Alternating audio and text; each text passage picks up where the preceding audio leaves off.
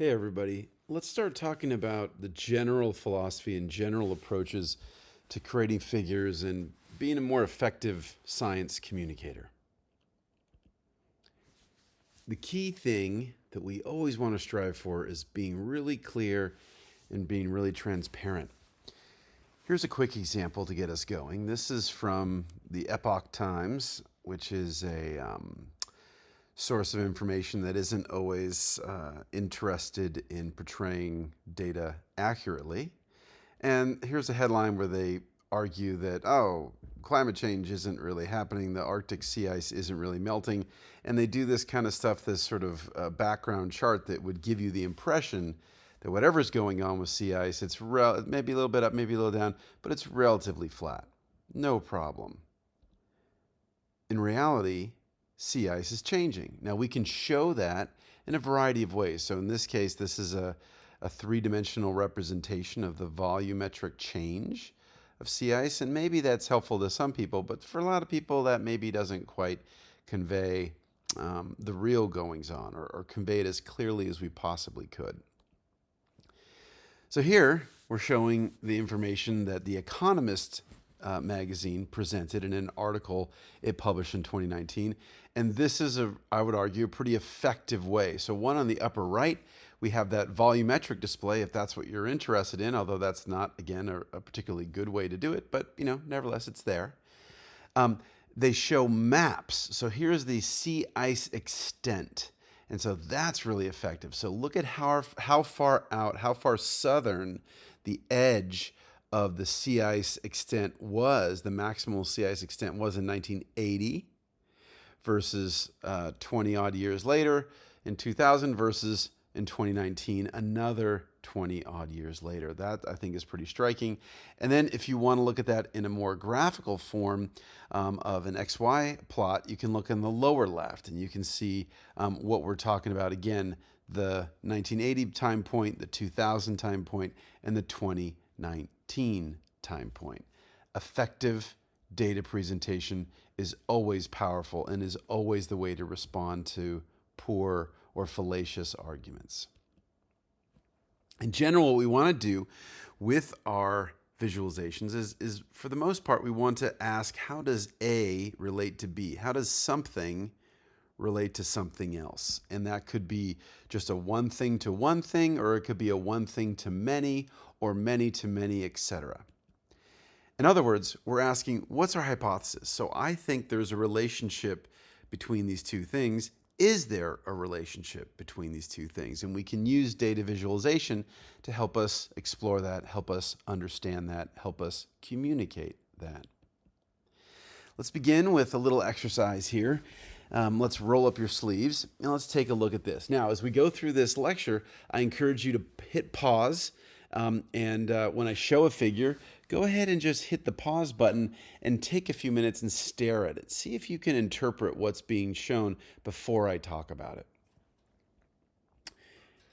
And with that, let's talk about our first example. Now, let's look at this. So this is something about mascots here. And there's a couple different colors here. There's some numbers on an axis, etc. So what's going on? Well, it's a little hard to tell, right? Our y-axis, the one with the numbers on it, isn't really explained. I don't know what those values are. I don't know what the units are. Don't know what the targeted variable is. And the bars on the x-axis, I have something about the West Coast, something about central something. I don't know if that's the United States. I don't know what that is, but it's something west, something middle, something east, it looks like. Presumably something about volume, size of mascots. Maybe that's a sport team mascot. Maybe that's a company mascot. I don't know. And then I have these whiskers on top of these bars, and they're apparently trying to tell me something, but I don't know. Do they represent the maximum number? Do they represent a standard error? Do they represent a confidence interval? I'm not sure what is represented. So let's take this figure and let's make this tighter. Let's improve this. Here's a little better version of that same exact data being presented to you here. we have, so now our y-axis is labeled. So it says costume volume. Okay, so now we're talking about costumes. Okay, got it. And then the variable is placed on the axis, and then the units are in parentheses. Okay, so this is cubic meters. So this is a volume measurement of those costumes. Gotcha. Also sticking on that left axis for a second, I don't have a bunch of tick marks. I don't have a bunch of numbers overlapping each other. Now I can see, okay, this is 10 cubic meters, 20, 30, 40 cubic meters. Okay, this is a lot easier for me to glance at it and see what's going on and get some understanding. On the x-axis, the bottom axis, now I have a label on those things. So this is referring to the division. So this is a division of a baseball sports league. Okay, got it. So now that really helps me. And then up on the upper right, I have a legend that's going to tell me what my representation is of the data in the data plane. So that tells me that the bars are representing the mean or the average. And the tops of those whisker guys, those are representing one standard deviation plus, so we have the average plus one standard deviation. That's one measure of variance. So that's great. So now I understand what's going on. Okay, cool. And then lastly, I have some either a title or a legend. In this case, we have a legend that's really helping me understand it. So this is the volume of mascots in 1999. It also tells me what kind of sample size we're dealing with. So when I add up the left, the middle, and the right column, the data that we use to calculate that totaled 42 different teams. A much clearer figure, much easier for us to understand what's going on, much easier for us to interpret if there are differences, for example, between West, Central, and East. Next example. Have a look over here. So this was tweeted by the BJP party in India in 2018. So have a look at that and see if it makes sense or if anything's up with that.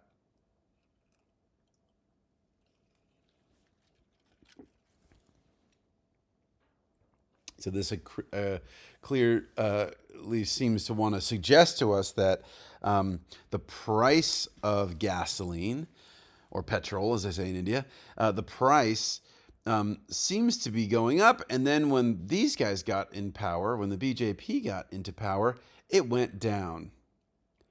Except, if we look closely, while the bars show increase from 2004 to 2009 to 2014, the quick glancing at this appears to suggest that it went down in 2018 when their political party was in power. But if you actually look at the numbers, at the quantity, that's not what happened.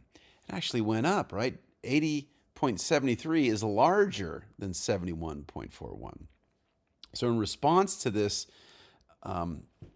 misleading visualization, the Congress in India tweeted this. So one, they showed the Indian condition in green, and then the global condition in blue.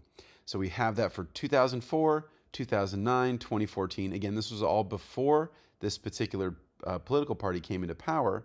And then the situation in 2018. And so you can see that it actually increased. The price of gas increased in India when they came into power. However, internationally, it actually decreased between 2014 and 2018. So a more accurate representation of the data. People will try to fool you all the time. Now, not everybody is bad, not everybody is nefarious, but you should always approach these data presentations with a healthy dose of skepticism. In that case, that would have helped you catch the fallacious reporting in the left figure. So that was an example from internationally. Let's look at an example here. So this is from the Wall Street Journal. This is from the opinion pages of the Wall Street Journal. In this case, this is from 2011. And this was when a tax, when there was some debate about what we should do with taxes. Should we increase? There was a bill before Congress and everything. And the argument here from the opinion piece in the Wall Street Journal is, I have highlighted the key parts on the right. So they argue that President Obama, who was the president at the time, asked that the wealthiest Americans to pay a little more. The they argue that the mathematical reality is that Washington will need to, quote unquote, soak the middle class because that's where the money is. So if we take a look at their data presentation, here's their data figure, right? So it looks like, if we just glance at this, it looks like, oh my gosh, the middle class is where all the money is. That's where the graph peaks. So stare at this for a second and see if you see anything funky with this data presentation.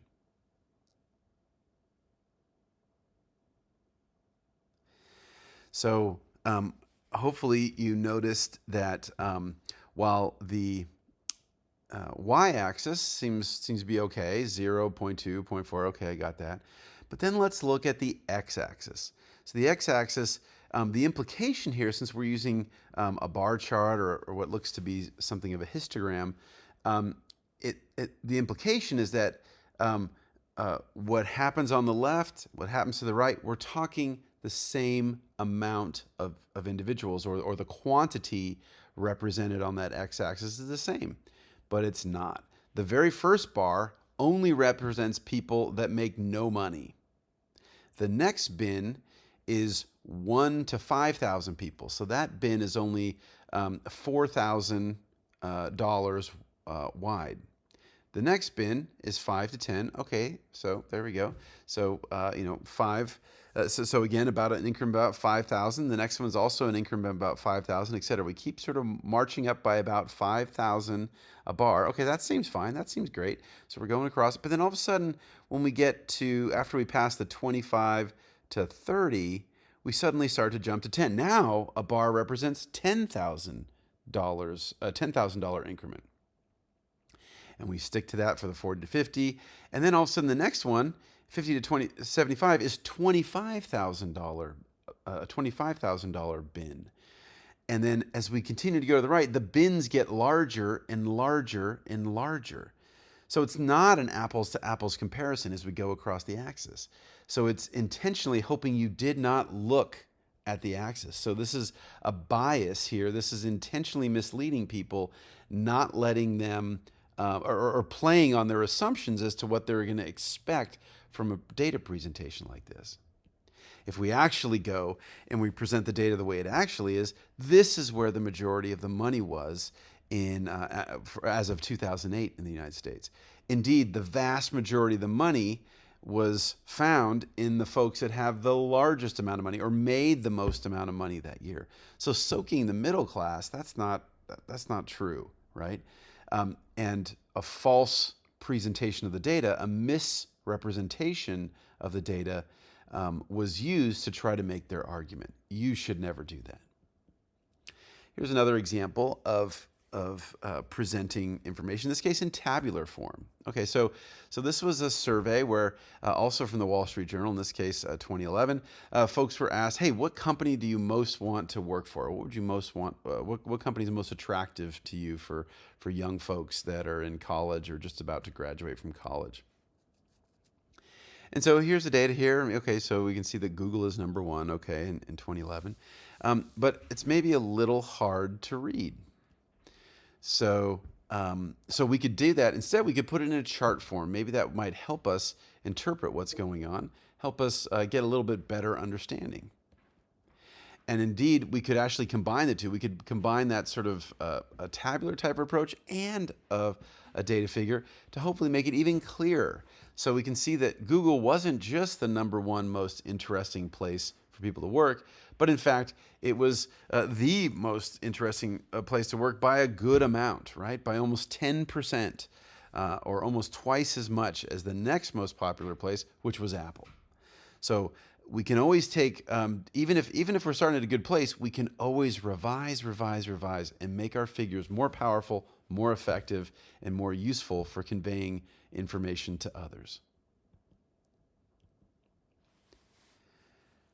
Okay, we can also then just run through a few others. So we can ask, is this helpful? In this case, this is folks arguing that AI is taking over our jobs. Stare at this for a second, see what you think.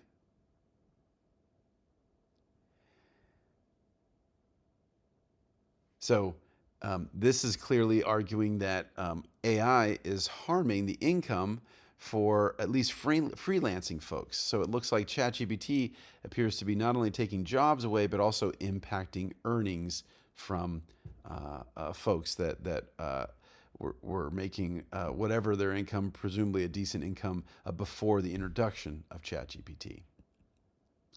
Similarly, we could do it this way, right? So how about this? This is a different representation also of the impact of technology. In this case, what is going on with the use of Twitter. And this is after Elon Musk purchased Twitter. We can see that unlike some of the arguments that were made, boom, right? The use of Twitter has imploded, whereas the use of other social media apps has increased from the point at which Twitter was sold or purchased by Elon Musk. Here's another example. We opened up with sea ice, but we can actually look at ice in other areas. In this case, this is ice on the Great Lakes. And what we see here is we see all the data plotted, and this is, obviously ice grows over the year. So this is from, 1 month to another, to another, to another. The background data is all plotted in the light gray image. And this is in the percentage of cover of a particular lake. And what we can see is this image. I grabbed this image at the start of 2024.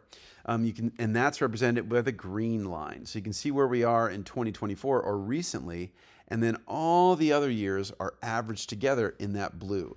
So we can also use tools rather than just plotting the raw data, which is helpful, and a lot of times we want that, but also we can add summary data or summary statistics onto different data visualizations to give people even more insight and more understanding of what's going on. In this case, we're seeing a vast reduction in the amount of lake ice. So what makes something effective graphically? We've mentioned this before, but here in this case, this is that classic case from 1786 of trade deficits, right? So this was before we had any plotting tools for any computers, whatever. And this was the argument that before, so early on in this policy period, we see there was a balance that favored Denmark and Norway in terms of trade with the UK. After the policy changed, and after some things changed in the geopolitical world, which we don't care about at this point, basically what we see there is we see a switch, and then England is getting much more trade, and so that's meaning that the Danes are exporting much more stuff to England than they are importing. So really clearly laid that out, and you can see the trend before this point in time and the trend after this point in time. Great graphs generally are going to be data dense.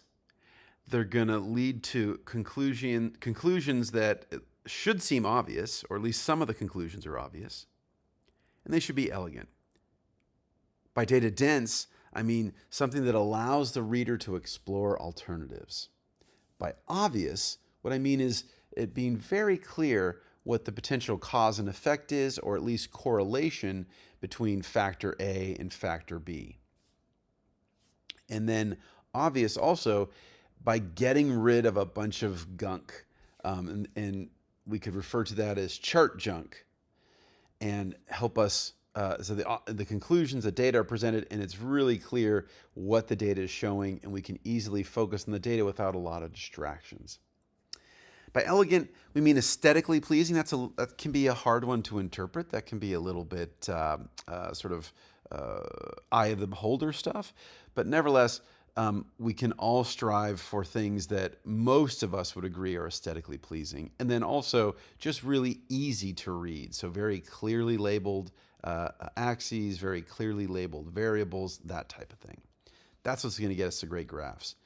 But next, I want to go over someone that's influenced and some information from someone that's strongly influenced me. And this is me with one of our first groups of students that I took to visit, Edward Tufte. He famously does these, or at least used to do these tours all around the U.S. And I brought students down to L.A. one weekend many years ago to actually meet him and to go through one of his seminars. Dr. Tufte has a bunch of principles, and I'm highlighting some of them here. I have more on the next slide. But these are things that he uses and suggests that you guys as up-and-coming graphing experts always think about. One is you want to run the principles that you want to show the data. The next is that you want to induce the viewer to think about what's going on with the data and not get too bogged down with methodology. One of the things that really commonly happens when you guys start your first capstone, you start your first research paper, is you really try to recapitulate how you got the data with the figure. No, we just want the viewer to think about the data. Next, you should always avoid distorting the data. We just had some examples of that. We don't want to mislead people. We don't want to bias people in any bad way. Generally speaking, we want to present many numbers. So we want a relatively dense figure. Now, some of you, as we're starting out, you'll really tend to want to have a very, very simple thing. One bar and then another bar. And there's a time and place for that. But generally speaking, when we have a choice, we'd like to present a more data-rich, more data-dense figure as opposed to a less data-rich figure. When we do have large data sets, we want to work hard to make sure that everything is very easily read, very coherent. The color schemes make sense, the color schemes are consistent, all that type of stuff. A good data presentation will also really help the viewer to make comparisons, both between A and B, but possibly between A and C and A and D and other things. A really good data visualization will help reveal data and insights at several layers of detail.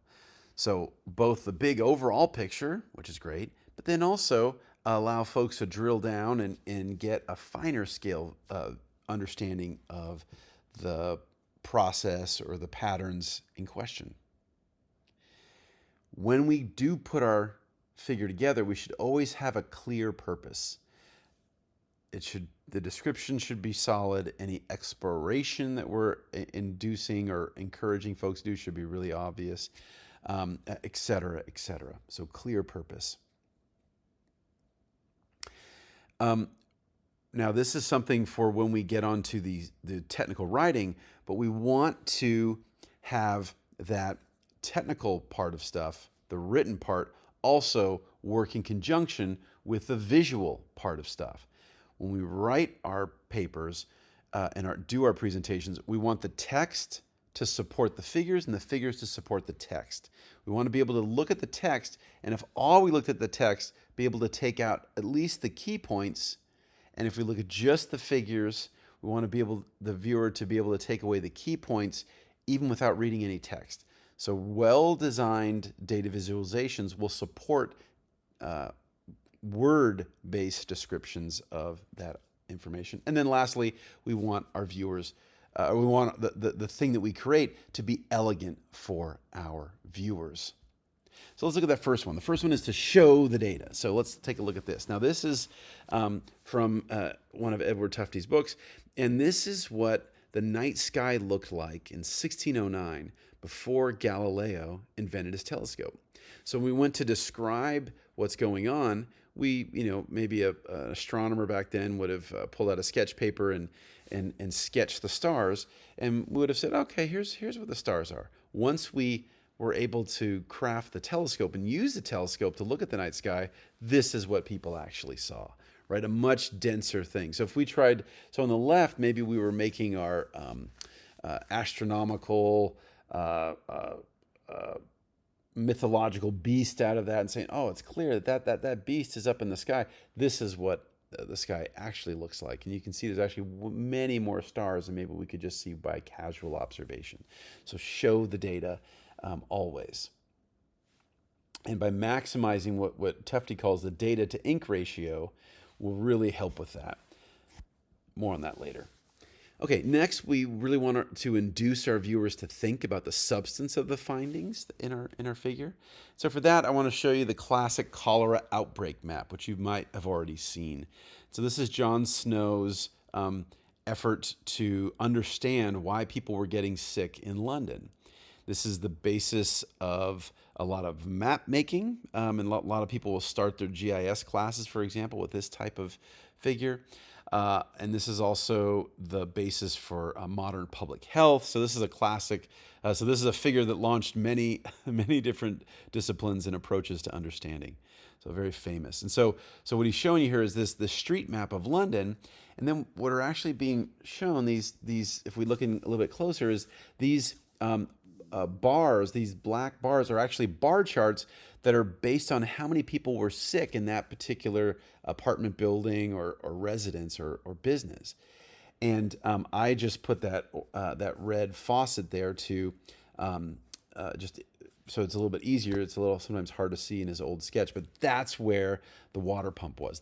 So where we see the highest concentration of cholera, that was the source of where people were getting sick. And by visualizing it this way in a compelling way, this allowed not just John Snow, but other people, when they stared at the figure, to actually take away insight and take away understanding. And so with that, they removed the pump from that water supply, and then the cholera outbreak stopped. And so we want to induce viewers to think, because that's going to help people to focus. In this case, to help viewers focus on the disease, not worry about how we collected the disease. And by overlaying that water source with the sickness, it helped draw people's attention to what was going on and not the mapping technique. Next, we want to avoid distorting the data. We saw an example of that. So here's an example from inflation in the U.S. And this was some folks back in the day were trying to argue that unemployment rate is related to the inflation rate. So if we look at this with the inflation rate on the y-axis, unemployment on the x-axis, it looks like as unemployment grows, inflation declines. And so that looks pretty solid. So that looks like, okay, so if we want to take care of inflation, we should probably have more unemployment. But if we add the rest of the data on there, what we actually find is there is no relationship with unemployment and inflation rate. So again, we don't want to just cherry pick data that only agrees with our arguments, right? We always need to show all the data, even if it doesn't support our pet hypothesis, for example. Next, we want to, generally speaking, present as many numbers as we can in a small space, and that also called data density, and that usually leads to a more powerful figure. And so that's what we're showing here. In this case, this is from The Economist in 2019, and this is showing rising home prices. So this is really dense, right? So you could pick a country and look at how the home prices in that country have changed. You could pick a year and look at how different countries compare over that year. You can, and also we have in the inset on the upper left, we have the confidence intervals in terms of the pricing of these different countries. So again, the more data dense, you can start to ask some of your own questions here. Hey, when it declined in country 1, did it also decline in country 2? Is this a universal pattern? Or is there something different about my country? Or is there something different about this particular year? So data density is usually really good. It both allows us to make our main point and also allows the viewer to do richer comparisons. So it allows complex ideas to be seen with maximum efficiency, and we have a lot of data in there if they're well designed and well visualized. And it allows richer comparisons and hopefully more insightful conclusions. Next, we want to make sure that when we do have large data sets, that the data is coherent, that it makes sense and it's consistently visualized. So here's an example from 2017 from Science Magazine where this author, the author was you, trying to deal with some of the misinformation around anti-vaxxers, right, and anti-vaccine movements. And so what's being shown here is a timeline. So we go back in time and then as we go down in the figure, we're increasing to more closer to today's date. The golden color represents when a vaccine for that particular disease was introduced. And the size of the plot represents how many cases were experienced or recorded in that particular year. And if I just zoom in a little bit so you can see that, it helps a little bit. This is a large figure. You can see that all of the figures, all of the data are being represented coherently, even though they're different diseases, et cetera, probably different organizations that collected the data. The visualization is consistent. So we can look from one column to another, and be able to do that comparison, be able to take that insight away. And what we see obviously is as we go through this, we have a lot of disease, and then on the top, and as we go down, we have little or indeed eliminated disease after the introduction of the vaccine. And so being coherent allows us and allows the users to understand complex ideas with much more clarity, much more precision, and do it much more efficiently. Next, well-designed graphs will help us make comparisons between different pieces of data. So in this case, I'm showing you the Southern Oscillation Index. The upper graph is the overall index, and then the lower figure is a representation of surface air pressure in Tahiti and then in Darwin, Australia. And what you can see here is we can tell that, so Tahiti and Darwin are in different geographic regions. We can see that at the same point in time, or the same year, we're seeing differences. So this is really helping us understand that there is, and sometimes they are similar or very close to each other, the surface pressure, and at other times there's wide divergences. And so again, this good data visualization makes that really clear. And we can hone in very quickly on the years where there's a wide difference versus the years where there's not much difference. And so the well-designed graph that allows us to make comparisons allows us to say, to make those comparisons and make meaningful interpretations, and allows us to see, what is different between this and that. Next, level of detail.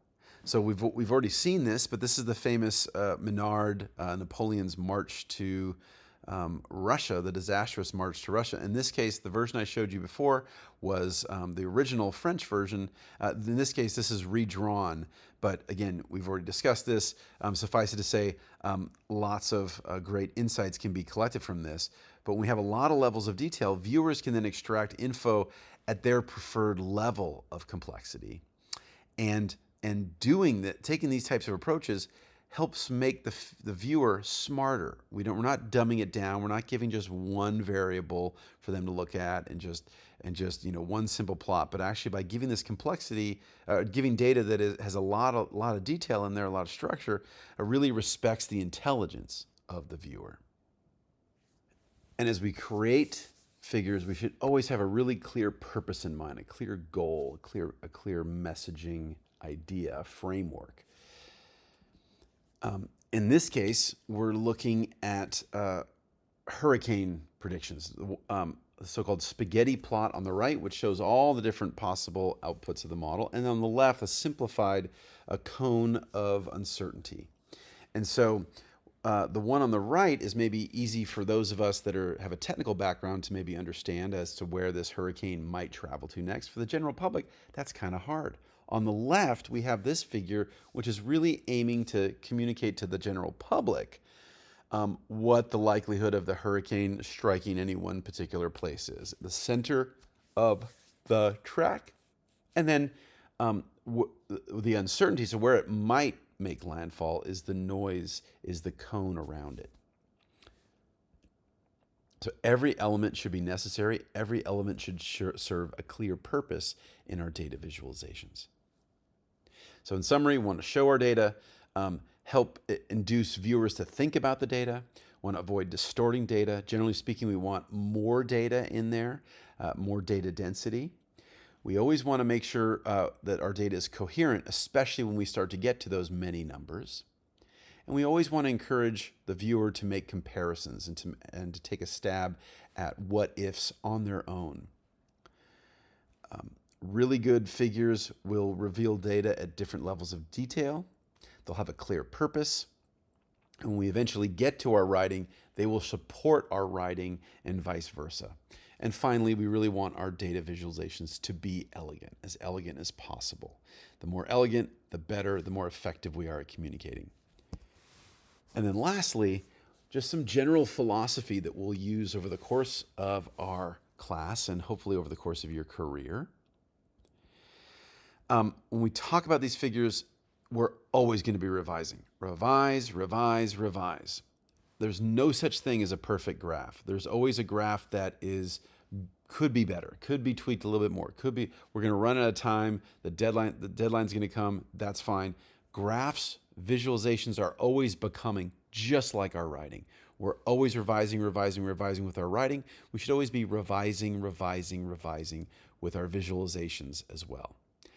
Next, don't think about figures as just something you're doing to inform me or inform your audience. That's clearly a key part of it. But this whole action of creating data visualizations actually will also help you reflect on the information that you're generating, help you develop new insights. So it's both for us and for others. Really well designed products are great for everyone. Thirdly, our world is uncertain. Do not worry about that. Do not shy away from that. Honestly, show variation. Don't try to simplify stuff and hide variation. Be honest about it. We use error bars, we use confidence intervals, all that kind of stuff to show not just where we think the central tendency is, but also where the variation is. As we become better data visualizers, we're going to help everybody develop better data literacy skills. You will become more data literate, and good figures will help the public and the viewers become more data literate. And then in turn, that will help us and you better understand our world, our environment. Effective, elegant graphs serve everyone. That's not just for some people or certain groups. Really well-designed graphs are good for everyone. They're good for the public meetings. They're good for your technical write-up. They're good for everyone. And then lastly, be transparent. So we always want to be transparent. Where did I get that data from? Cite the data. Where did I get the code? If I use some code, always show your sources. Always attribute data. Where did you get that stuff from? And we're going to have a fantastic start to your data visualization career.